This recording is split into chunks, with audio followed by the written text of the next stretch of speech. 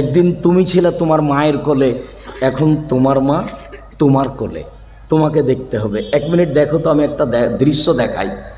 একদিন রাজশাহীর মেয়র নদাপাড়ায় এসেছে, তো শাহমকদম থানার শাহমকদম থানার ওসি আমার দিকে দেখেন, এইভাবে ওই মেয়রের সামনে দাঁড়িয়ে বলছেন, এখন কি করতে হবে স্যার, এখন কি করব স্যার, এইভাবে দাঁড়িয়ে আছে। আমি তো ইন্নালিল্লাহ, এটা তো বাপ মায়ের সাথে, এটা কেন এখানে? এইসব কথা তো আমাদের জানা নাই, আর এইভাবে আমরা পড়িও নি।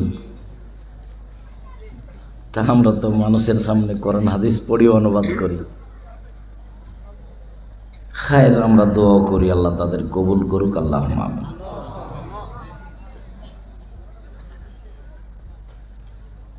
মাঝে মধ্যেই কথার ফাঁকে আমি যেটা জাতির সামনে বলে থাকি, সেটা ভাষায়ও মাঝে মধ্যে বলি, যে আমি 90 সাল থেকে নিয়ে আজ পর্যন্ত দীর্ঘ 33 বছর যাবৎ জাতির সামনে দিনের কথা বলে আসছি, বলেছি।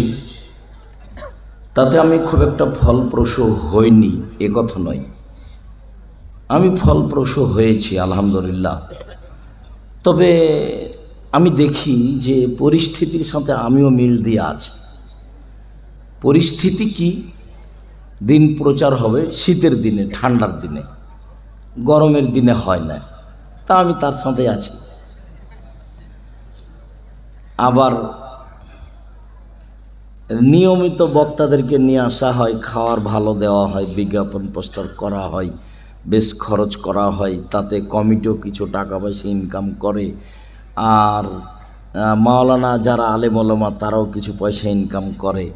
আমি মানুষের কাছে চাইলাম না, না হয়, কিন্তু মানুষ তো আমাকে দিল, আমি সেটা নিলাম। সব মিলা দেখলাম যে এখানেও একটা জীবিকা নির্বাহের একটা পথ ও পন্থা। আসলেই কি এটা দিন প্রচার? সাথে সাথে যারা আমরা দিন প্রচার করছি তাদের মধ্যে প্রায়ই মানুষ কোরআন হাদিস জানে না, দিন ধর্ম বুঝে না, তার এটা স্পষ্ট প্রমাণ। আমি একদিন মাওলানা শফিকুল ইসলাম, মানে জাগরণী শফিকুল ইসলাম, আমরা আছি দিনাজপুরে, তো শফিকুল ইসলামের নাম দিয়েছে আল্লামা মুফাসসিরে কোরআন শফিকুল ইসলাম। তা আল্লামা তো আরবি শব্দ, আপনাদের তো জানা নাই। আল্লামা মানে যারা খুব বড় বিদ্বান, আল্লামা মুফাসসিরে কোরআন যারা কোরআন মাজিদের ব্যাখ্যা বিশ্লেষণ করতে পারে। তো শফিকুল ইসলামও হাসছে, আমিও হাসছি। দেখো তো, আমি বললাম, দেখেন তো এটা কেমন জগৎ হলো, এটা মানুষকে প্রতারণা দেওয়া হচ্ছে ধর্মের নামে। এই পরিস্থিতির সাথে আমি আজও আছি। তো মাঝে মধ্যেই আবদুল্লাহ শুনে বলতো যে আব্বু, দাওয়াতের একটা ভিন্ন পথ বের করতে হবে। হঠাৎ করে দেখা গেল যে সেটা হলো আর দাওয়া ইলাল্লাহ। কখন কিভাবে যে কি করলো, একদিন দেওয়া হচ্ছে যে গাড়ির গায়ে লেখা আছে আর দাওয়া ইলাল্লাহ। আব্বু এটা কি? এটা সারা দেশে মসজিদ ভিত্তিক দাওয়াত দিতে হবে, তারই পরিকল্পনা। তো দেখি বেশ কিছু ছেলেপিলে এর সাথে আছে জড়িত, ওরাকে মাঝে মধ্যেই দেখি, আমার অজান্তেই ওদেরকে মাঝে মধ্যে দেখি, প্রতিষ্ঠানে আসে, তারা যাতায়াত করে, তারা কিছু কাজকর্ম হাতে নিয়েছে। তো আমি বললাম, আব্বু তোমার এই কাজ খুব ভালো,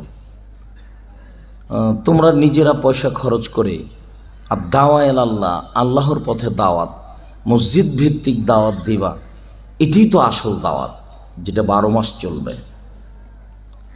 তো আমি তোমাদের দাওয়া ইলাল্লাহর সাথে একমত, তোমরা দাওয়া ইলাল্লাহর কাজ যেভাবে করবে আমি তোমাদের সাথে আছি। আমি তাদের এই কাজকে খুব পছন্দ করেছি। তারা যে মক্তব ভিত্তিক এই শিক্ষা কার্যক্রম প্রজেক্ট হাতে নিয়েছে, আমি বলছি আব্বু আন্তরিকভাবে দোয়া করি, আল্লাহ তোমাদের এই দাওয়া ইলাল্লাহর কাজ কবুল করুক। আমার মনে বড় সাধ, এদেশের মাটিতে আমি উন্নত মানের প্রতিষ্ঠান গড়বই ইনশাআল্লাহ, যেখানে ছেলে মেয়ে বাংলা, ইংরেজি, আরবি উন্নত মানের শিক্ষা অর্জন করে জাতির অন্যায়ের বিরুদ্ধে লড়বে, মুখে কলমে মিডিয়ায় লড়বে। ইনশাআল্লাহ। সেটাই জামিয়া সালাফিয়া। শিরক মুক্ত প্রতিষ্ঠান জামিয়া সালাফিয়া, বিদআত মুক্ত প্রতিষ্ঠান জামিয়া সালাফিয়া, দল মুক্ত প্রতিষ্ঠান জামিয়া সালাফিয়া, সংগঠন মুক্ত প্রতিষ্ঠান জামিয়া সালাফিয়া, হিংসা মুক্ত প্রতিষ্ঠান জামিয়া সালাফিয়া, এদেশের সর্ববৃহৎ সর্বোচ্চ শিক্ষা প্রতিষ্ঠান জামিয়া সালাফিয়া, যেখানে প্রায় 5,000 ছেলে মেয়ে পড়াশোনা করে, যেখানে প্রায় 300 জন শিক্ষক শিক্ষিকা রয়েছেন, যাদের প্রতি মাসে বেতন লাগে 32 লক্ষ, রমাজান মাসে লাগে 48 লক্ষ, কুরবানির মাসে লাগে 48 লক্ষ। প্রত্যেক দিন বিকেলে 50,000, 80,000, 1 লাখ এরকম লেবার মিস্ত্রি বিল আছে। কত ধরনের যে মিস্ত্রি আছে। জামিয়া সালাফে প্রায় 410 জন এতিম আছে। জামিয়া সালাফে বিদেশি শিক্ষক আছেন। জামিয়া সালাফে সরকারিভাবে অডিট হয়। অডিট বিটাতে পেশ করে বিদেশ থেকে শিক্ষক নিয়ে আসা হয়েছে। সরকারকে তার বেতন দেখানো হয়। তাদের পিছনে অনেক খরচ আছে। সামনে জানুয়ারিতে ইনশাআল্লাহ মদিনা বিশ্ববিদ্যালয়ের 2 জন ডক্টর জামিয়া সালাফের রাজশাহীতে পাঠদান করবেন, তারা শিক্ষা দেবেন বলে মোটামুটিভাবে ফাইনাল হয়েছে। তারা আসবে ইনশাআল্লাহ। তারা জামিয়া সালাফিয়ার এই নভেম্বরের 23-24 উপস্থিত থাকবে। 23-24 ভারত থেকে, পাকিস্তান থেকে, সৌদি আরব থেকে বড় বড় বিদ্বান উপস্থিত থাকবেন বলে আমি অবগত। আমি তো আর যোগাযোগ রাখতে পারি না। যোগাযোগ তো সব আবদুল্লাহ রাখে বা আব্দুর রহমান রাখে। তো আমি এদের এই পরিকল্পনাকে কবুল করো, তো আমি জামিয়া সালাফের কথাটা জাতির সামনে পেশ করছি। জামিয়া সালাফের অধীনে যেটা সবচেয়ে দিন প্রচারের বড় মাধ্যম, সেটা হলো আদ-দাওয়া ইলাল্লাহ। জামিয়া সালাফের অধীনে যেটা জামিয়া সালাফের মুখপাত্র হিসাবে দিন প্রচারের বড় মাধ্যম, সেটা হলো আল ইতেশাম পত্রিকা। সবাকেই পড়তে হবে আপনাদেরকে। আপনি 30 টাকা দিয়ে একটা পত্রিকা নিলেন না আর মনে করলেন যে আমি একটা ভালো কাজ করলাম, আপনার এটা ভুল। আমি তো আপনার জন্যই 12 জন মুফতি আছে, দেশ বিদেশের বড় বড় মুফতি, যাদের পিছনে অনেক টাকা খরচ আছে। 12 জন মুফতি দিয়ে, 20-25 জন লেখক দিয়ে, আর 16-18 জন কর্মচারী দিয়ে লক্ষ লক্ষ টাকা খরচ করে আল ইতেশাম পত্রিকা বের করলাম, আর আপনি তার দাম দিলেন না। রাস্তাঘাট, হাট বাজার সব মিথ্যা বই পুস্তকে পরিপূর্ণ হয়ে আছে।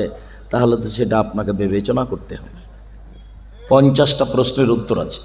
জামিয়া সালাফের একটা বড় দিন প্রচারের মাধ্যম আল ইতেশাম পত্রিকা, যাতে 50টা প্রশ্নের উত্তর আছে, যেটা ফতোয়া বোর্ডে পাস হওয়ার পরে আসে। প্রত্যেক মাসে ফতোয়া বোর্ড হয়। আমি লেখাপড়া কম জানি, এ কথাই ঠিক। তবে যারা ফতোয়া বোর্ডে বসে তারা খুব বড় বড় বিদ্বান, এ কথাও ঠিক। আমি ফতোয়া বোর্ড পরিচালনা করি।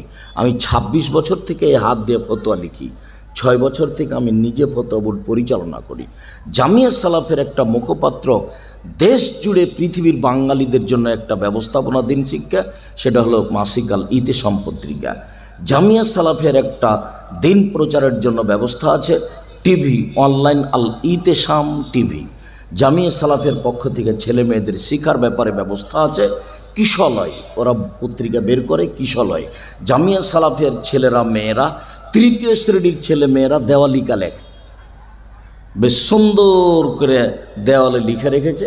যারা যখন সেখান দিয়ে হাঁটবে পড়বে। এ হলো জামিয়া সালাফিয়া। বাংলাদেশের সর্বোচ্চ সর্ববৃহৎ প্রতিষ্ঠান জামিয়া সালাফিয়া, শিরক মুক্ত প্রতিষ্ঠান জামিয়া সালাফিয়া, বিদআত মুক্ত প্রতিষ্ঠান জামিয়া সালাফিয়া, দল মুক্ত প্রতিষ্ঠান জামিয়া সালাফিয়া, সংগঠন মুক্ত প্রতিষ্ঠান জামিয়া সালাফিয়া, বাংলাদেশের হিংসা মুক্ত প্রতিষ্ঠান জামিয়া সালাফিয়া, যেখানে শিক্ষকরা বসে কেউ কারো দলের কথা বলতে পাবে না। করা তো বহুদূরের কথা, দলের কথা বলাই নিষেধ, সংগঠনের কথা বলাই নিষেধ। দল সংগঠনের সাথে থাকলেও ছাত্র প্রতিষ্ঠানে পড়তেই পাবে না। তো জামিয়া সালাফের ভালো অবস্থা আমি দেখতে পাই। আমার মনে বড় সাধ, আমি এদেশের মাটিতে উন্নত মানের প্রতিষ্ঠান গড়ব ইনশাআল্লাহ। সেই দিন আমি হুমায়ুন সভাপতি, তোমাদের একটা ধৈর্যের পরিচয় থাকা দরকার। এখন কি দেশের নেতারা তোমাদের সামনে কথা বলছে যে তুমি ব্যস্ত হয়ে পড়লে? হুমায়ুনের আব্বা আব্দুল তব, যারা এই প্রতিষ্ঠান প্রথমে সূচনা করেছেন, মাস্টার আব্দুর রাজ্জাক, আমি তাদের জন্য মন ভরে দোয়া করি, আল্লাহ তুমি তাদের মাফ করো, তুমি তাদের কবরকে প্রশস্ত করো, তুমি তাদের কবরকে আলোকিত করো। একদিন আমি এই এলাকায় প্রোগ্রামে এসেছিলাম, ওই রাস্তার ওই পারে কি যেন একটা গ্রামে, সাদুরিয়া গ্রামে। তখন এই নূর মোহাম্মদ মাস্টার আর আপনার ওই আব্দুর রাজ্জাক হাজি আব্দুর রাজ্জাক দুইজন গেছিলেন যে আমরা একটা আটমলে মাদ্রাসা খুলব। তো সেই সুবাদে আমিও আসতে লাগলাম। আমার আসা ও যাওয়াতে এই প্রতিষ্ঠান চালু হয়ে গেল। যেদিন প্রতিষ্ঠান চালু হয় আমি নিজে তাদের সাথে সাথ দিয়ে এই প্রতিষ্ঠান খুললাম। মাস্টার আব্দুল লতিফ, হাজি আব্দুল তব, মাস্টার নূর মোহাম্মদ, হাজি আব্দুর রাজ্জাক, এনারা ছিলেন এই প্রতিষ্ঠানের মূল ব্যক্তি। আমি তাদের সাথে ছিলাম। এই প্রতিষ্ঠান তাদের মাধ্যমে গড়ে উঠেছে। আমি তাদের জন্য মন ভরে দোয়া করি এবং জাতিকে বলি তারা আপনাদের ছেলেমেয়ের শিক্ষার জন্য এই একটা ব্যবস্থা করে গেছে, আপনারা তার জন্য দোয়া করবেন। আল্লাহ তুমি তাদের মাফ করো, আল্লাহ মাফ। তাদের উত্তরসূরি হিসাবে তাদের ছেলেরা দায়িত্ব পালন করছে। তার মধ্যে আব্দুল তওয়াবের ছেলে হুমায়ুন এই প্রতিষ্ঠানের এখন সভাপতি। তাকে তো কিছু দু একটা কথা বলতেই হবে। সেই কথাটা তুমি না বলেই যদি একটা কথা বলে ফেলো তাহলে তো তোমাকে বিবেচনা করে কথা বলতে হবে, আর একটা ধৈর্যের পরিচয় দিতে হবে। যখন নির্বাচনের লোকেরা কথা বলে তখন আমিও কষ্ট পাই, কিন্তু এখন তো প্রতিষ্ঠান যারা পরিচালনা করে তারাই কথা বলে। আমি আটমল সালাফিয়ার সার্বিক কল্যাণ এবং বড়ত্ব কামনা করি।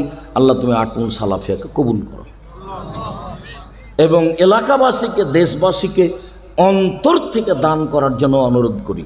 যখনই এই সম্মেলনে আসবেন তখনই খালি হাতে আসবেন না। আসার পরে সব টাকাটি ওই জিলাপি বিস্কুট খাওয়াতে শেষ করবেন না। জিলাপি বিস্কুট খাওয়াতে শেষ করলেন, তার বিনিময় হলো পায়খানা। যে আসলেন গেলেন, এরাও তো যারা যে জিলাপি বিস্কুট বিক্রি করতে এসে তারা তো মনে করছে এটা আমাদের একটা বড় ব্যবসা, আর আপনারও কাজ ওইটাই। আপনি তো আসলেন, খেয়ে চলে গেলেন, আর সকালে পায়খানা করে শেষ করবেন, এ হলো ফলাফল। আপনাকে আমি বলিনি যে এটা বেসরকারি কওমি প্রতিষ্ঠান, দিন শিক্ষার ব্যবস্থাপনা, দিনকে টিকিয়ে রাখার ব্যবস্থাপনা। এখানে 10 টাকা দান করলে তার বিনিময় আছে। তাই তো আমি বলি জামিয়া সালাফিয়া এরকম আটমল মাদ্রাসায় দান করলে পতিতালয়ের মহলে যদি কুকুরকে পানি করে জান্নাত পেতে পারে, তাহলে এরকম প্রতিষ্ঠানে মানুষ 10 টাকা দান করলে জান্নাত পাবে ইনশাআল্লাহ। এখানে কাউকে নামানো হয় না, উঠানো হয় না, কাউকে নামানো হয় না। এইসব প্রতিষ্ঠানের সম্মেলনে কাউকে উঁচু করাও হয় না, কাউকে নিচু করা হয় না। আলেম ওলামা আসে, বিষয়ভিত্তিক কথা বলে চলে যান। কারো বেশি প্রশংসা নাই, কাউকে উঠিয়ে দেওয়া হয় না, কারো বদনাম করা হয় না। বদনাম নিয়ে ঘোরা আমি পছন্দ করি না, যার কারণে ছাত্র মহলে, যার কারণে শিক্ষক মহলে এগুলো টোটালি নিষেধ করা আছে। কোনো দিন জামিয়া সালাফিয়ার শিক্ষকদের অফিসে শিক্ষক কথা বলতে পারবে না অফিসে কারো বিরুদ্ধে। যখনই আপনি কোনো দলে যাবেন তখন তার বিপরীত যারা আছে তারা আপনার শত্রু বলে আপনি মনে করবেন। দল সংগঠনের আবিধানিক অর্থ হলো ভঙ্গুর, যা ভেঙে যায়। শরীয়তের পরিভাষায় যা দিয়ে মানুষের বদনাম, গীবাত, নিন্দা, পরনিন্দা, বিরোধিতা, শত্রুতা শেখা যায়। সম্মানিত দিনী ভাই বোন, এই ছেলে বসো। আপনি একজন মহিলা মানুষ, আসলেন সন্ধ্যা 7-8টার দিকে, ঢং ঢং করে গল্প করতে করতে আসলেন, আবার চলে গেলেন। তো কি হলো তাহলে? আপনি তো জানেন যে আব্দুর রাজ্জাক বিন ইউসুফ এসেছেন, তিনি কিছু কথা বলবেন, তো আপনি একটু ধৈর্যের পরিচয় দিয়ে থাকবেন না? কেনই বা আসলেন হ্যাঁ করে গল্প করতে করতে, আবার কেনই বা চলে গেলেন? নিজেকে একটু মহিলা মানুষ মনে করে লজ্জাবোধ মনে করেন না? আসলে কষ্ট হয়। আমি যখন ওই কথাটা বলি যে জাবের বললেন বিবাহের ব্যাপারে কথাটা, যেই কথাটা মহিলাদেরকে ধরে রাখতে হবে, আপনাকে ধরে রাখতে হবে। আদর্শ পরিবারে অনেক কয়েকটা হাদিস আছে, তার এটা সবচেয়ে গুরুত্ব বহন করে। পরিবার একটা আদর্শ করে গড়ে তুলতে হবে। এর ব্যাপারে যত হাদিস আছে উপদেশে, তার সবচেয়ে গুরুত্বপূর্ণ এই হাদিসটাকে সামনে রাখতে হবে, যে জাবের রাদিয়াল্লাহু তাআলা আনহু বলছেন যে আমরা একবার বাহির থেকে আসছিলাম যুদ্ধ করে, তো মদিনার কাছাকাছি, তখন আল্লাহ রাসূল বলেন, এই থামো থামো থামো, সবাই এখানে বসো, এখানে আমরা রাতে থাকব, সকালে বাড়িতে যাব। তো আমি জাবের বললাম, আল্লাহর নবী, আমি নতুন বিবাহ করেছি, আমাকে বাড়ি যেতে অনুমতি দেন। জাবের একজন সাহাবী, জাবের রাদিয়াল্লাহু তাআলা বললেন যে আমি নতুন বিবাহ করেছি, আমাকে বাড়ি যেতে অনুমতি দেন। তখন আল্লাহ রাসূল বলছেন, ও তুমি নতুন বিবাহ করেছ? তা তার সাথে কথা বলতে লাগলেন, ও তুমি নতুন বিবাহ করেছ, বিকরা নাম সাইয়্যিবা, তুমি কুমারী মেয়ে বিবাহ করেছ না তালাক প্রাপ্তা মেয়ে বিবাহ করেছ? তুমি কুমারী মেয়ে বিবাহ করেছ না তালাক প্রাপ্তা মেয়ে বিবাহ করেছ? তখন জাবের রাদিয়াল্লাহু তাআলা বলছেন, সাইয়্যিবা, আমি তালাক প্রাপ্তা মেয়ে বিবাহ করেছি। এইটুকু বলতে আল্লাহ রাসূল বলছেন, হাল্লা বিক্রান্ত লায়বহা তুলায়বকা, তুমি কুমারী মেয়ে কেন বিবাহ করলে না? তুমি তার সাথে খেলতে, ও তোমার সাথে খেলতো। আরে তুমি কুমারী মেয়ে কেন বিবাহ করলে না? তুমি তার সাথে খেলতে, ও তোমার সাথে খেলতো। আরে তুমি কুমারী মেয়ে কেন বিবাহ করলে না? তুমি তার সাথে খেলতে, ও তোমার সাথে খেলতো। আল্লাহর নবী কিন্তু 13 জন স্ত্রীর মাত্র একজন কুমারী, সবেরই 2-3 বার করে আগে বিবাহ হয়েছে। তার মধ্যে পৃথিবীর সবচেয়ে যিনি দামি মহিলা, তার মধ্যে যিনি পৃথিবীর সবচেয়ে দামি মহিলা, আমি তো বলি আমার বক্তব্যে যে পৃথিবীর সবচেয়ে দামি মহিলা হলেন আয়েশা রাদিয়াল্লাহু তাআলা আনহা। কিন্তু বিবরণে দেখা যায়, বিবরণে বোঝা যায় যে সবচেয়ে সম্মানী মহিলা হলেন খাদিজা রাদিয়াল্লাহু তাআলা আনহা। 1 মিনিট, এই ছেলে, কারো গায়ে হাত দিয়ে থাকবে না, আমার দিকে চেয়ে থাকো, এমনভাবে বসে থাকবা পাখি যেন মনে করে তুমি পাথর। কারোর সাথে কথা বললে কথা ধরা যাবে না। 1 মিনিট এখানে দেখি, সবচেয়ে দামি মহিলা খাদিজা, এটা একটু বুঝিয়ে বলেন তো আব্দুর রাজ্জাক সাহেব। আপনার বক্তব্যে তো একাধিক দিন শুনেছি, তাতে তো আয়েশা রাদিয়াল্লাহু তাআলা আনহা সবচেয়ে সম্মানী মহিলা বলে আমাদের বিবেচনাতে আছে। তো একটু দেখেন, একদিন আল্লাহ রাসূল বলছেন, আয়েশা আয়েশা হাজা জিবরাইল ইকরাকা সালাম ইকরাকা সালামা, আয়েশা যে জিবরাইল, এই যে তোমাকে জিবরাইল সালাম দিল। তখন আয়েশা রাদিয়াল্লাহু তাআলা বলছেন, ওয়া আলাইহিস সালাম ওয়া রাহমাতুল্লাহি ওয়া বারাকাতুহু, জিবরাইল কো সালাম, তার উপরে শান্তি অবতীর্ণ হোক, তার উপরে বরকত অবতীর্ণ হোক। ফালা ফাতারা ওয়ালা নারা, আপনি তো দেখতে পান, আমরা তো দেখতে পাই না। কই জিবরাইল, আপনি তো দেখতে পান, আমরা তো দেখতে পাই না। অথচ জিবরাইল আর আল্লাহ নবী আয়েশা এক জায়গাতে, একবারে একই খাটের উপরে, এক লেপের নিচে 3 জন, এক লেপের নিচে 3 জন, আয়েশা, আল্লাহর নবী, জিবরাইল। তো যখন আল্লাহর নবী বললেন, আয়েশা এই যে জিবরাইল, হাজা জিবরাইল, এই যে জিবরাইল তোমাকে সালাম দিল। তো আয়েশা বলছেন, ওয়া আলাইহিস সালাম ওয়া রাহমাতুল্লাহি ওয়া বারাকাতুহু। আয়েশা তার দেখতে পান না, নইলে বলবেন ওয়া আলাইকুম সালাম ওয়া রাহমাতুল্লাহি ওয়া বারাকাতুহু, আপনাকেও সালাম। উনি তো আর দেখতে পান না, তখন বলছেন ওয়া আলাইহিস সালাম ওয়া রাহমাতুল্লাহি ওয়া বারাকাতুহু, জিবরাইল কো সালাম, তার উপরে শান্তি, তার উপরে বরকত। আপনি তো দেখতে পান, আমরা তো দেখতে পাই না। এই তো আয়েশার একটা সম্মান বুঝতে পারলেন।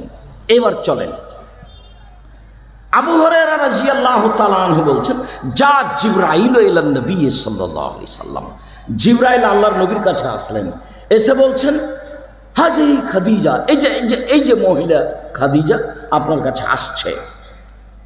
মা হাই না, তার হাতে একটা পাত্র আছে, ফি দামুন, তাতে আছে তরকারি। ওই যে মহিলা আসছে খাদিজা, ওর হাতে একটা পাত্র আছে, তাতে আছে তরকারি। ও যখন আপনার কাছে আসবে, ফাকরা আলাইহা সালামা মিন রাব্বিহা মিন্নি, আসলে তাকে সালাম দিবেন, বলবেন, খাদিজা আল্লাহ তোমাকে সালাম দিয়েছে। বলবেন, খাদিজা জিবরাইল তোমাকে সালাম দিয়েছে। অবাসসিরহা বিবাইতিন ফিল জান্নাহ, আর তার জন্য একটা জান্নাতে ঘর বানানো হয়েছে হীরা মুক্তা মাণিক্য দিয়ে, যেখানে কোনো হইচই নেই, যেখানে কোনো কষ্ট ক্লেশ নেই। এই সংবাদটা তাকে দিবেন। একসাথে জিবরাইল তিনটা কথা বলে গেলেন। এক, আল্লাহ তাকে সালাম দিয়েছেন। দুই, জিবরাইল তাকে সালাম দিয়েছেন। তিন, তার জন্য জান্নাতে একটা ঘর তৈরি করা হয়েছে হীরা মুক্তা মাণিক্য দিয়ে, যেখানে কোনো হইচই নেই, কষ্ট ক্লেশ নেই। এবার দেখেন তো তফাৎ দুইজনের মধ্যে।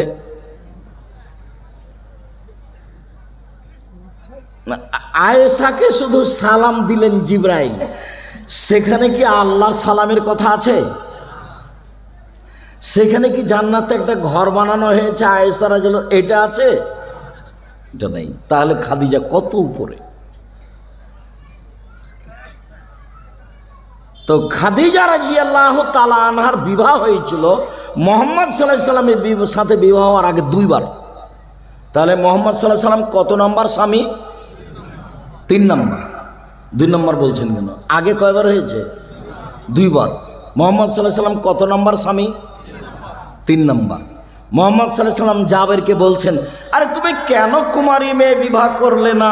তুমি তার সাথে খেলতে, ও তোমার সাথে খেলতো। কিন্তু আল্লাহর নবীর 13 জন স্ত্রীর মধ্যে শুধুমাত্র একজন কুমারী, বাকি সবারই 2বার 3বার করে বিবাহ হয়েছে। উপস্থিত বৈঠকের মুসলিম বোন, আপনার হইচই দেখে একটা কথা মনে পড়লো। আপনাকে যে আমি বারবার বলছি আপনি চুপ থাকেন, যারা গেছে তারা তো ভাগ্য নিয়ে গেছে, তো গেছেই। পশু প্রাণীর মতো আসা, পশু প্রাণীর মতো যাওয়া। এই ছেলে, তোমার বোন চলে গেছে তাই না? তোমার মা এসেছিল, চলে গেছে। বোকামির পরিচয় দিতে এসেছিল, বোকার পরিচয় দিয়ে চলে গেছে। উপস্থিত বৈঠকের মুসলিম বোন, 1 মিনিট আপনার সাথে কথাটা বলে নিয়ে আপনাকে লক্ষ্য করেই এই হাদিস পেশ করছি। আগে আপনার একটা লজ্জাবোধের কথা বলি। আপনি একজন মহিলা মানুষ, আপনার একটু লজ্জা থাকা দরকার। লজ্জা খুব দামি জিনিস। লজ্জা নেই যার, ঈমান নেই তার। ঈমান নেই যার, লজ্জা নেই তার। লজ্জা নেই যার, ঈমান নেই তার। ঈমান নেই যার, লজ্জা নেই তার। আল্লাহ রাসূল বলছেন, আল হায়া ওয়াল ঈমান কারনাউ জামিয়া। লজ্জা এবং ঈমান একসাথে এভাবে জমা ধরে আছে। লজ্জা এবং ঈমান একসাথে এভাবে জমা ধরে আছে। এই যা রফে আহাদু মা রফে লাফারো, একটা উঠে গেলে আর একটা চলে যাবে। এই যা রফে আহাদু মা রফে লাখার, একটা উঠে গেলে আর একটা চলে যাবে। তা আপনি যে একজন মহিলা মানুষ, আপনার যে একটু লজ্জা থাকা দরকার, সেটা আপনি গ্রহণ করেন না কেন? একটু ভাবেন না কেন? দেখেন তো, 1 মিনিট আপনাকে লজ্জা দেখায়। আয়েশা রাদিয়াল্লাহু তাআলা আনহা বলেন, আমার ঘরে হলো আমার স্বামীর কবর। মুহাম্মদ সাল্লাল্লাহু আলাইহি সাল্লামের কবর হলো আয়েশার ঘরে। তখন তিনি বলছেন, আমি কাপড় মাথায় না দিয়ে এমনিতেই আসি। কেন? এটা আমার স্বামীর কবর। কয়দিন পরে এখানে কবর হলো আমার পিতার। আমি এমনিতে আসি, মাথায় কাপড় দিই না। কেন? এটা আমার স্বামীর কবর, এটা আমার বাপের কবর। আমি অত হিসাব করি না। কয়দিন পরে এখানে হলো ওমর রাদিয়াল্লাহু তাআলা আনহুর কবর। তখন আর আমি মাথায় কাপড় না দিয়ে যাই না। আমি একবারে মাথায় কাপড় দিয়ে আঁটো সাঁটো হয়ে নিজেকে গুছিয়ে নিয়ে যাই। কেন? এখানে একজন বেগানা পুরুষের কবর আছে, আমি তার কবরকে লজ্জা করি।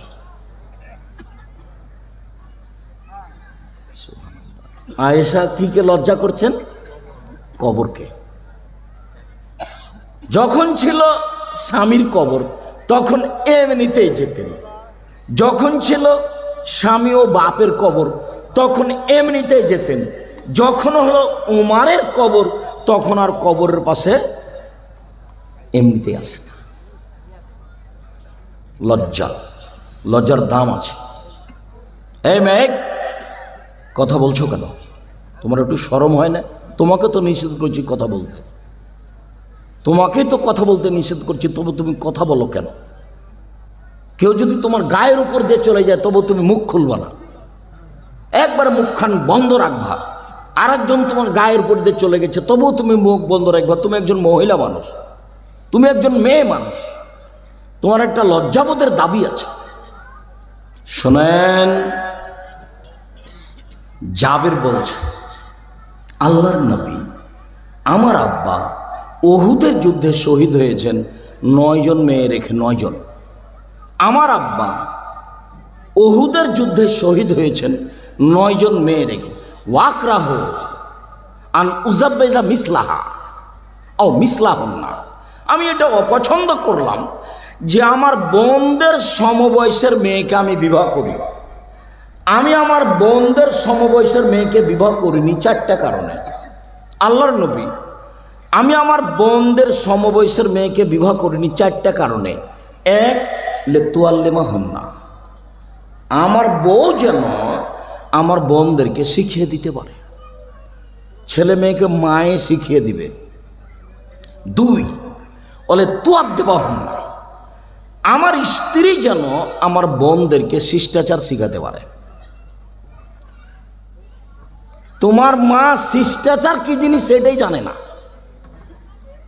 তোমার মাকে জিজ্ঞাসা করে দেখো, আজকে গিয়ে তোমার মা তোমার এই বাপের দাদার সংসারে এসে জীবনে কোনোদিন বিসমিল্লাহ বলে দরজা বন্ধ করেছে?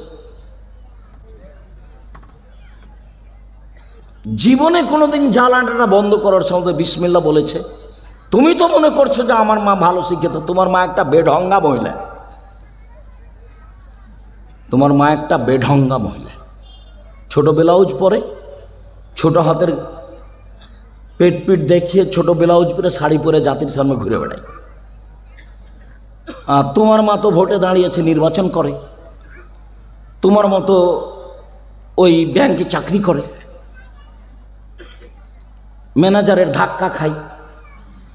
তোমার মা তো হাই স্কুলের হেডমাস্টারই করে, প্রাইমারি স্কুলের শিক্ষিকা। 2 মাস 3 মাস পর পর প্রশিক্ষণে যায়, আরও পুরুষের সাথে বসে বসে গল্প করে। তোমার মা নাকি পরেশগার মহিলা, ধর্ম পাগল হয়ে গেছে।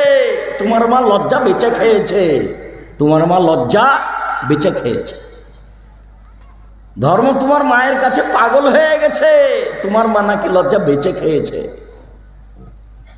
জোর করে তোমার মাকে ধর্ম মানতে নিষেধ করো, এটা ধর্ম নয়।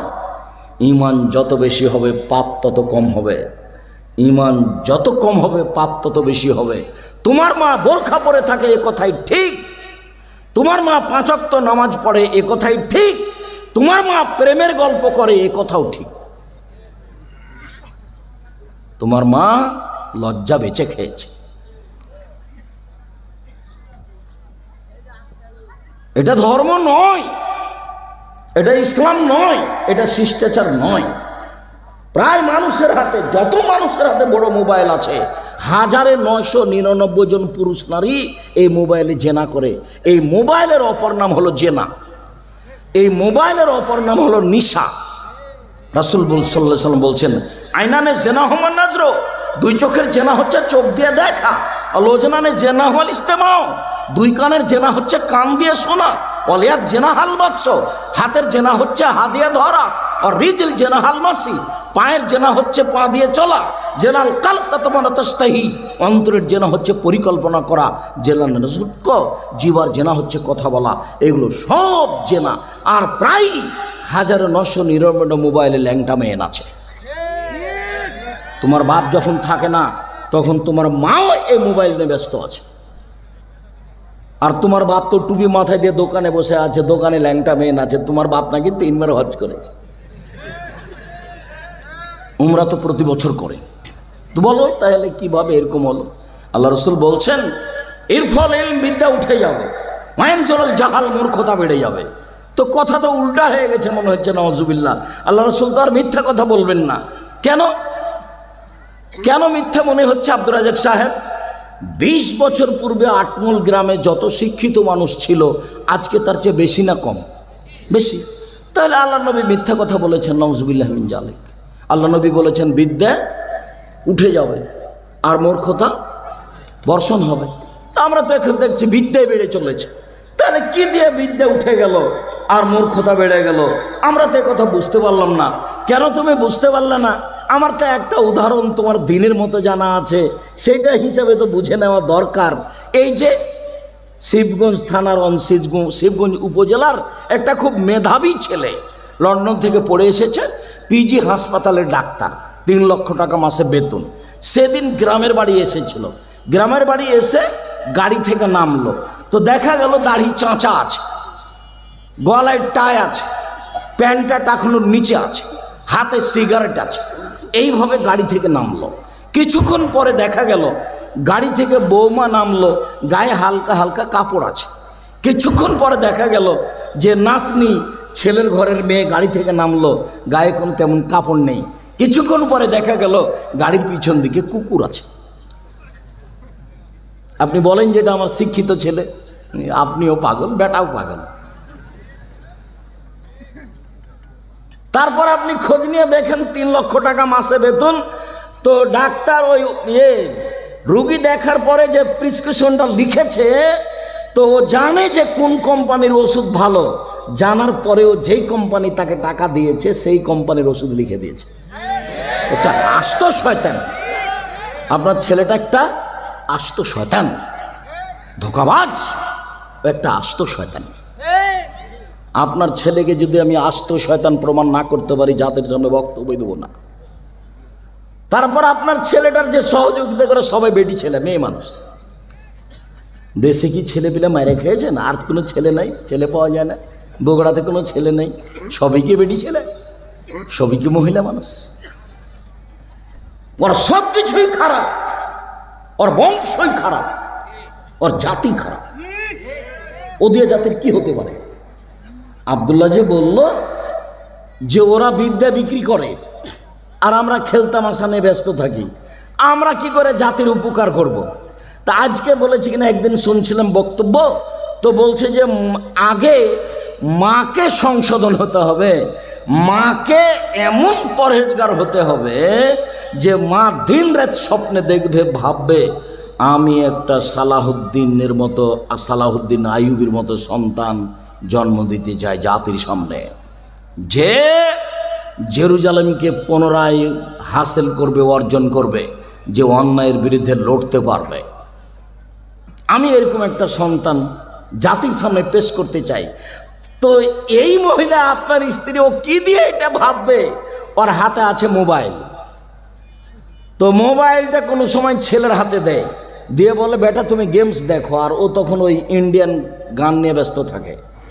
তো আর ছেলে তখন ও দেখে, গেমস খেলা দেখে। অথচ আল্লাহ রসুল বলছেন মাল্লাই বাবে নার্দেশির ফোকাত আদখানে এদাউফি নামে খিঞ্জির, কেউ যদি চৌসার, ছক্কা, লুডু, দাবা, পাঞ্জা, ক্যারামবোর্ড, তাস, গেমস এসব খেলায় অংশগ্রহণ করে, সে তার হাতকে শরীর রক্তের মধ্যে ডুবিয়ে দিল। তো এই মা ভালো সন্তান জন্ম দিবে, এটা আপনি কি করে বুঝলেন? এর সন্তান যদি বড় শিক্ষিত হয়ে যায়, তো ওই কোম্পানির ওষুধ লিখবে যে কোম্পানি তাকে টাকা দিয়েছে প্রায়। আর ও জানে যে এ রোগীর তেমন কোনো অসুখ নেই, ও 4-5টা চেয়ে দিয়েছে, টেস্ট দিয়েছে, ও টাকা লুটে খাওয়ার জন্য। ওরও একটা কমিশন আছে। তো এটা কোনো শিক্ষা হলো?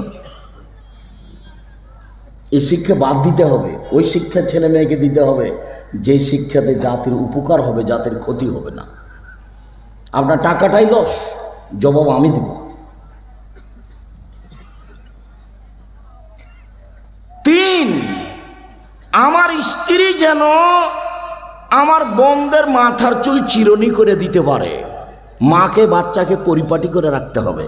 4, বলে তাকুম আলাইহিন্না, আমার স্ত্রী যেন আমার বোনদেরকে পাহারা দিতে পারে।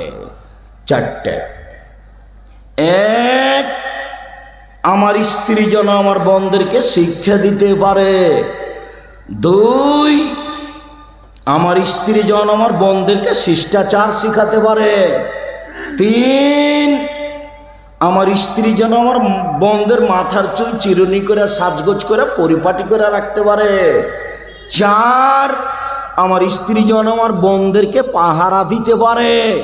আপনার স্ত্রী আপনার ছেলে মেয়ের তাহলে কি? পাহারাদার। তা আপনার মেয়ে এখন আছে এখানে, ক্লাস 10-এ পড়ে, ওর মাথায় কাপড় নাই, বলেন আপনার স্ত্রী পাহারাদার? এটা ওই মেয়ের মা নয়, এ ওর খালা, এর সৎমা। হয় খালা না হয় সৎমা। নিজের মা হলে ছেলের এত ক্ষতি করে? জি না, নিজের মা হলে ছেলের এত ক্ষতি করতো না। শিষ্টাচার কি জিনিস? রাসূল সাল্লাল্লাহু আলাইহি সাল্লাম বলছেন মান ওয়ালাদালাহু ওয়ালাদুন ফলে হিসেব ইসমাহু আদাবাহু, কারো যদি ছেলে মেয়ে জন্ম নেয় সুন্দর শিক্ষা দিবে, সুন্দর শিষ্টাচার শিখিয়ে দিবে, সুন্দর বিদ্যা দিবে, সুন্দর শিষ্টাচার শিখিয়ে দিবে। তাহলে সব শিক্ষা একরকম নয়, সব শিষ্টাচার একরকম নয়। সুন্দর একটা নাম রাখবে, তা আপনি আপনার ছেলেটার নাম রেখেছেন লিটন, আপনি বলেন নিজেই যে এটা সুন্দর। আপনি সব সময় লিটন বলে রাখছেন ছেলেদেরকে, আপনি একটা কাপুরুষ, অযোগ্য, ফালতু বাপ। আপনি ওই ছেলের চাচার স্থানে আছেন, আপনি ওই ছেলের সৎবাপের স্থানে আছেন।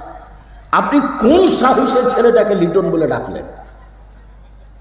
নামই রাখবেন আল্লাহর গুণবাচক নাম, আব্দুল্লাহ, আব্দুর রহমান, আব্দুর রহিম, আব্দুর রহমান, আব্দুর রাজাক, আব্দুল সাত্তার, আব্দুল জব্বার, আব্দুল গানি, আব্দুল হাবিব, এইগুলো আপনি নাম রাখবেন। নইলে নবীদের নাম রাখবেন, ইব্রাহিম রাখবেন, ইসুফ রাখবেন, ইসমাইল রাখবেন, ইসহাক রাখবেন। আপনার ছেলেটার নাম লিটন হলো কি করে? আর মেয়েটার নাম রত্না হলো কি করে? মেয়েটার নাম রত্না। আপনি যদি বাপ হন তাহলে চাচাকে, আপনি যদি নিজ বাপ হন তাহলে সৎ বাপকে।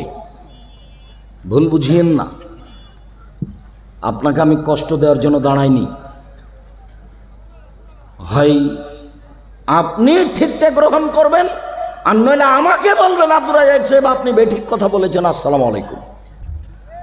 33 বছরে কোনোদিন অপ্রয়োজনীয় কথা বলিনি, 33 বছরে কোনোদিন অপ্রয়োজনীয় কথা বলিনি, 33 বছরে কোনোদিন কেসা কাহিনী বলিনি, 33 বছরে কোনোদিন মানুষের কাছে পথ খরচ পাথেও চাইনি। জাতি আমাকে কোনো জায়গাতে ঠকাবে এরকম কোন কথা কর্ম আমি এ যাবৎ বলিনি। আর কোনো পরিস্থিতিতে আমাকে মাথা নত করা লাগেনি, আলহামদুলিল্লাহ। সম্মানিত দিনী ভাই বোন, দেখুন আবু হুরায়রা রাদিয়াল্লাহু তাআলা আনহু বলেন, রাসূল সাল্লাল্লাহু আলাইহি সাল্লাম বলেছেন, মান কানাত লাহু জারিয়া, কারো যদি একটা কাজের মেয়ে থাকে, ফাল্লামাহা ফাসানাত তালিমাহা, সে যদি তাকে শিখিয়ে দেয়, সুন্দর শিখিয়ে দেয়, ওয়াদ্দাবাহা ফাসানাত তাদিবাহা, কেউ যদি তাকে শিষ্টাচার শিখিয়ে দেয়, সুন্দর শিষ্টাচার শিখিয়ে দেয়। বোঝা যাচ্ছে সব শিক্ষা সুন্দর নয়, সব শিষ্টাচার সুন্দর নয়। যেই শিক্ষা জ্ঞান চর্চা করে তার পায়ের নিচে ফেরেশতা পর বিছাই, এ কথাই ঠিক। যে জ্ঞান চর্চা করে তার পায়ের নিচে ফেরেশতা পর বিছাই, এ কথাই ঠিক। তুমি আটমোল গ্রাম থেকে বগুড়া কলেজে যাচ্ছ, তোমার দাড়ি চাঁচা আছে, হাতে সিগারেট আছে, প্যান্টটা এখনো নিচে আছে, বলো তো তোমার পায়ের নিচে কি ফেরেশতা পর বিছাই? তোমার মনে কি বলে?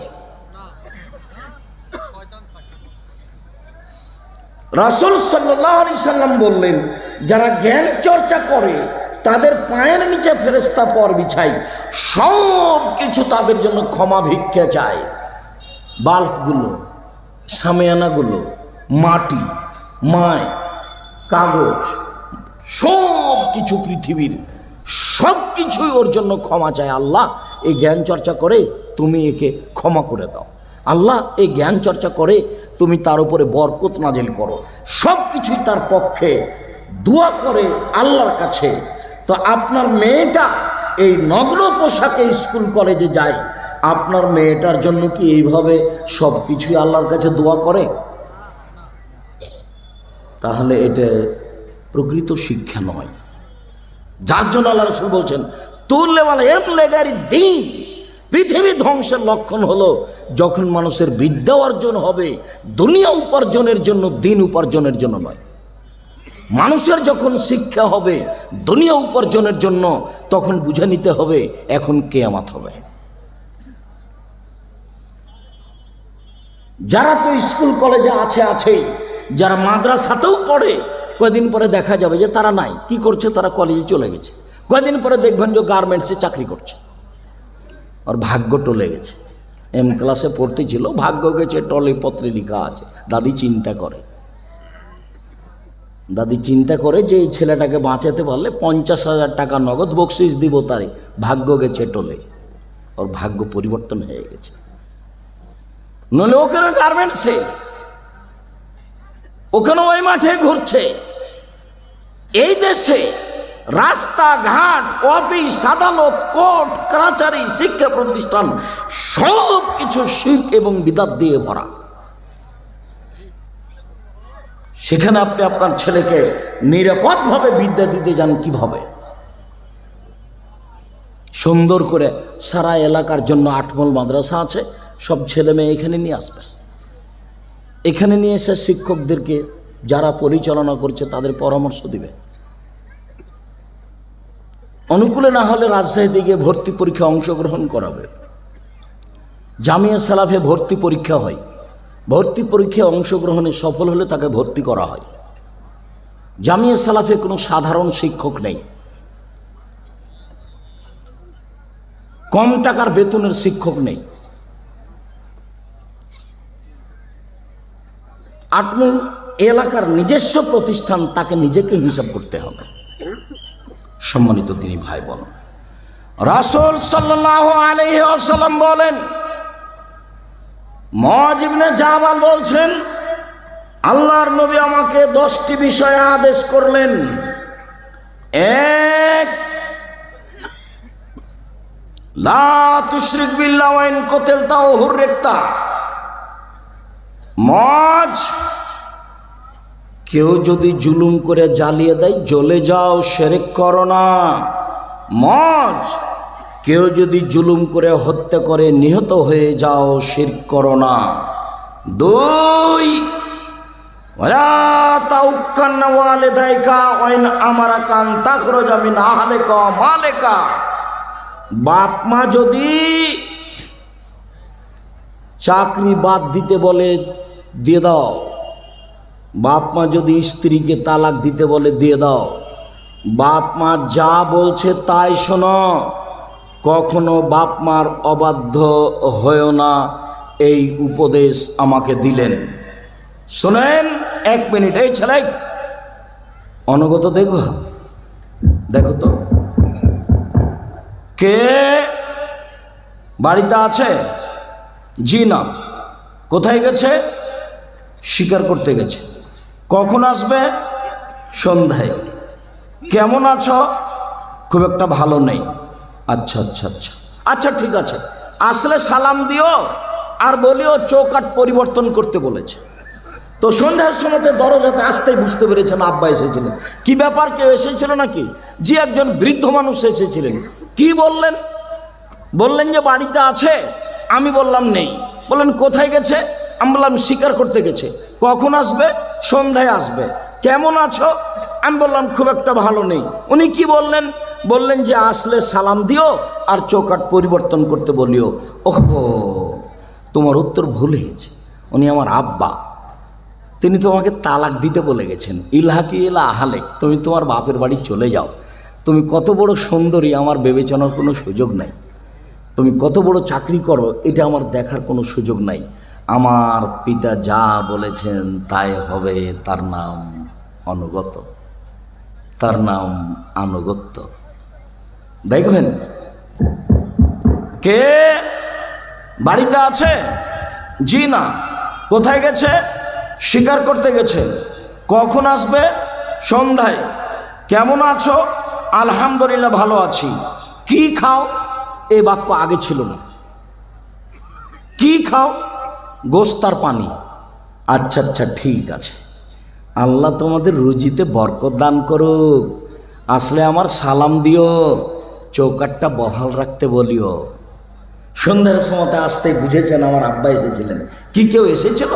হ্যাঁ, একজন বৃদ্ধ মানুষ এসেছিলেন। কি বললেন? বললেন যে বাড়িতে আছে। আমি বললাম নেই। কোথায় গেছে? শিকার করতে গেছে। কখন আসবে? সন্ধ্যায়। কেমন আছো? আলহামদুলিল্লাহ ভালো আছি। কি খাও? গোশত আর পানি। কি বললেন? বললেন যে তোমাদের রুজিতে আল্লাহ বরকত দান করুক, আর আসলে আমার সালাম দিও আর চৌকাঠটা বহাল রাখতে বলিও। ও, তিনি আমার আব্বা, তোমাকে স্ত্রী হিসেবে থাকতে বলে গেছে। আমার আব্বা যা বলছেন তাই হবে, এর নাম আনুগত্য।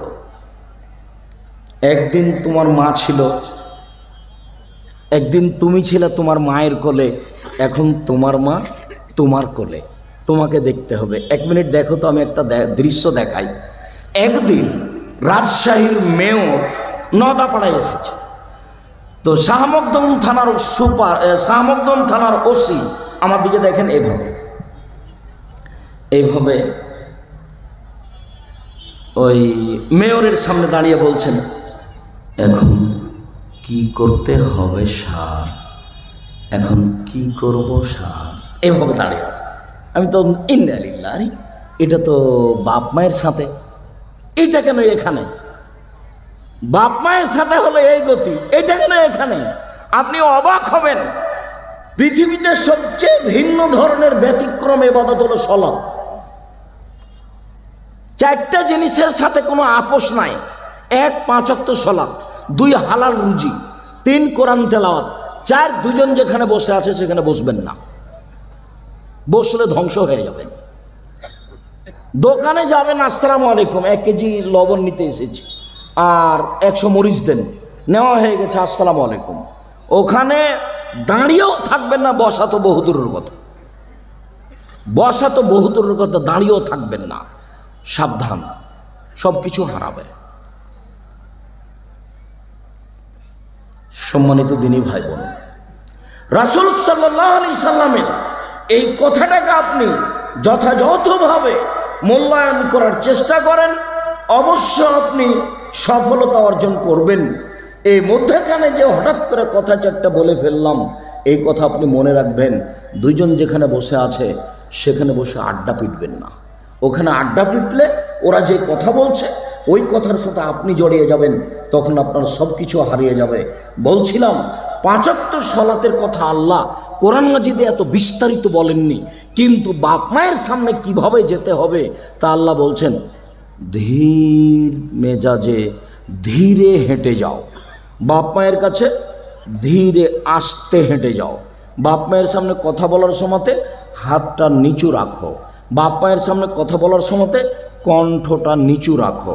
বাপ মায়ের সাথে কথা বলার সময় আমি নিষেধ করলাম তবুও গেলেন, এরকম কোনো কথা ব্যবহার করবা না। একদিন তুমি ছিলে তোমার মায়ের কোলে, এখন তোমার মা তোমার কোলে। গোসল দেওয়া বা তুমি, কাপড় বদলে দিবা তুমি, সাবান গায়ে দিবে তুমি, মেডিকেলে নিয়ে যাবা তুমি, তার সার্বিক দায়িত্ব পালন করবে তুমি। তোমার বোনেরা তো নাই, ওরা তো গেছে শ্বশুর বাড়ি, ওরা তো এসে না তোমার খিদমত করে দিবে না তোমার মায়ের। আর তোমার বউ তো তোমার মাকে দেখবে না কেন? তোমার মা দিন রাত তোমার বউকে গালি দেয়, এ কথাই ঠিক। ঘুম থেকে উঠে দেখবা যে মাটির উপরে সবচেয়ে খারাপ মানুষ হলো আমার মা। বাড়িতে গন্ডগোল বাঁধিয়েছে আমার মা। আরে আমি দিয়ে আসলাম 1000 টাকা আমার মায়ের হাতে, সকালে আমাকে বলছে বেটা টাকাটা তোমার বড় বোনের ছেলেকে দিয়ে দিচ্ছি। সব কিছু নাকি বড় বোনের ছেলে। আপনি বাস্তব যদি দেখতে চান, আগামীকালকে আপনার ছেলেকে আর আপনার বোনের ছেলেকে একসাথে বসাবেন আর একটা বড় মাছ নিয়ে রান্না করে আপনার মাকে তুলে দিতে দেখবেন। আম্মা তুলে দেন তো ওদের প্লেটে, দেখবেন আপনার মা আপনার বোনের ছেলের প্লেটে বড় মাছটা দিচ্ছে। দেখেন আপনি পরীক্ষা করে, আপনার মা যা করবে সবই উল্টা। মুখ খুলতে পাবেন না, একবারে মুখ বন্ধ, কোনোদিন মুখ খুলতে পাবেন না। মুখ খুললেই পরকাল হারাবে। মায়ের পায়ের নিচে জান্নাত, এ কথাই ঠিক। বাপ মায়ের সেবাতে জান্নাত, এ কথাই ঠিক। তাদের উপরে রাগ করলে, গরম হলে জাহান্নাম হবে, এ কথাই ঠিক। তারা এখন এই বয়সে সব কথা উল্টা বলবে, এ কথাও ঠিক।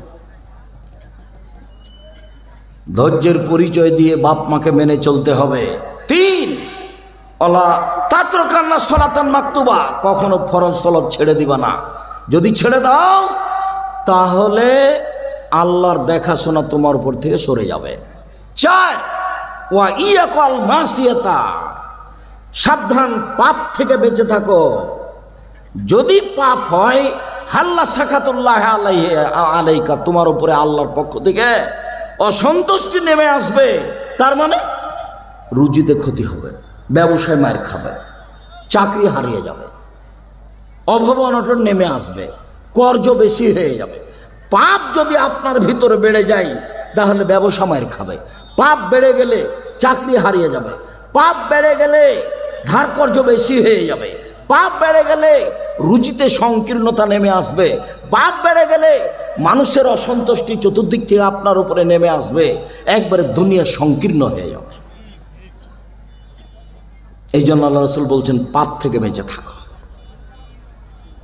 তারপরে রাসূল সাল্লাল্লাহু আলাইহি সাল্লাম বললেন অলা তারফা আসাকা আনহুম আদাবান, পরিবার থেকে লাঠি উঠিয়ে নিও না, পরিবারের শিষ্টাচারের লাঠি লাগে। তারপরে বললেন ওয়াখিফহুম ফিল্লাহ, পরিবারকে আল্লাহর ভয় দেখাও। সম্মানিত দিনী ভাই বোন, আদর্শ পরিবার নিয়ে আমরা বিভিন্ন দিনে বিভিন্ন ধরনের কথা বলেছি, সেই দিকে একটু লক্ষ্য রেখে পরিবারটাকে সুন্দর করার চেষ্টা করবেন। আজকে আকমল সালাফে মাদ্রাসায় এসেছেন, যাওয়ার সময় যার যতটুকু সম্ভব 10 টাকা 5 টাকা 20 টাকা সবাই দিয়ে যাবেন। আর আমাদের বইগুলি কোথায় আছে, ছেলেরা কোথায় বইগুলি নিয়ে আছে, কেউ খালি যাবেন না, সবাই লিতে সম্পত্তিকে নিয়ে যাবেন।